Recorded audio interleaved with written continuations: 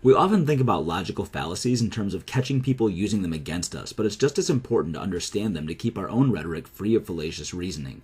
I'm going to use an example I'm hearing a lot in the abortion rights debate to talk about a particular fallacy, so I'll disclose my personal position on that matter, though arguing for it is not the point of this video.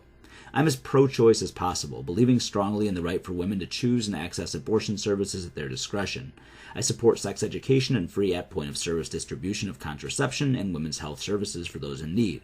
If you actually care about how people conduct themselves through activism and voting on this or any other issues, then it's important to engage in the opposition properly. I want to focus on the straw man fallacy. This is where people misrepresent their opponent's position and then waste everyone's time by arguing something most people aren't claiming. You also don't change anyone's mind by arguing a position that they don't hold, so we'd all have a much more productive debate or conversation if we could avoid straw men whenever possible. One overly common pro-choice example I've observed is the claim that pro-lifers are in favor of forcing women to give birth. That's strictly an emotional appeal to fire up other pro-choice people. It's the kind of claim politicians might use to energize pro-choice voters to support them. Part of the problem with straw man statements like that is they do work to gin up voting blocks, but they're counterproductive in terms of actually convincing pro-lifers to join your side. For some reason, it feels like modern rhetoric has largely abandoned the desire to effect change in the most productive way possible. Imagine you're in a room with 10 people on each side of a dichotomous issue. It'll only make the room and your relationships with the other group much worse if you just yell insults at each other. However, if you can actually convince 3 people to join your side, then you've just gone from 10 versus 10 to 13 versus 7. Even if you failed to convert 90% of the other side, you'd still change the landscape to 11 versus 9 if you were able to actually convince one person. You don't have to agree with each other on everything under the sun either, just on that one issue in order to make progress. Think about how many friends and family members those few people that you convinced have and how powerful an ally each of them can be in an already understanding the position that they used to hold and then reaching out to change the minds of others who know they're coming from a position of good faith. Imagine the power of actually persuading that small number of people on the other side as it relates to voting power and political pressure that influences real change. People almost never change their mind with one conversation, so one of the downsides here is that it takes patience and the work that goes into gradual planting and nurturing of intellectual seeds.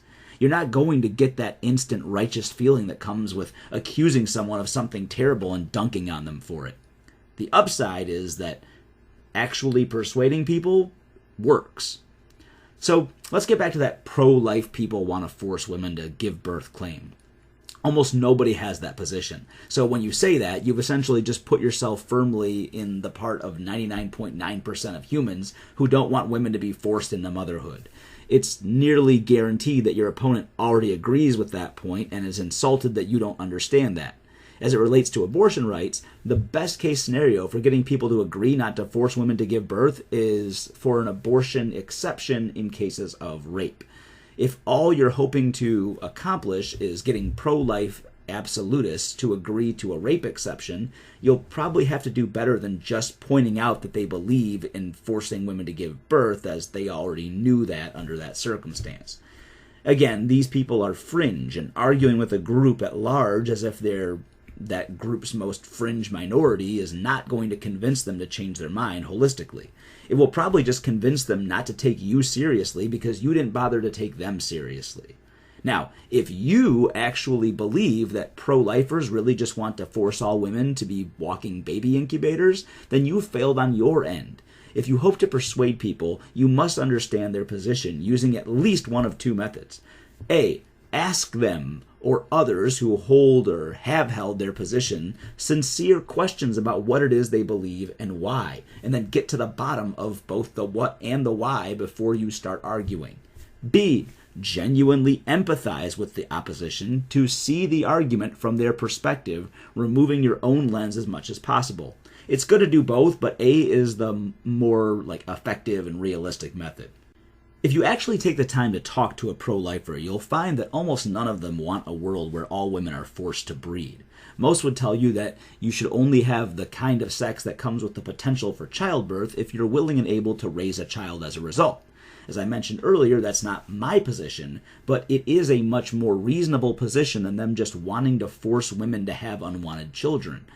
That position is the one you need to hear out and then counter-argue if you ever expect to bring them over to your side, where they can also fight, advocate, and vote for your cause. The last thing I'll offer on this topic is to consider how it feels when someone strawmans you.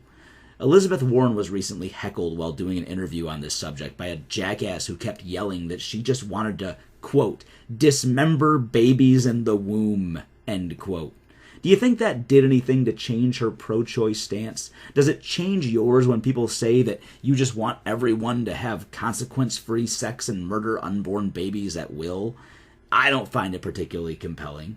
Because both sides are currently prone to use loaded language and strict appeals to emotion, whichever side chooses to engage in actual good faith discussions in an attempt to understand and persuade the other side is set up for a massive long-term advantage in the discourse.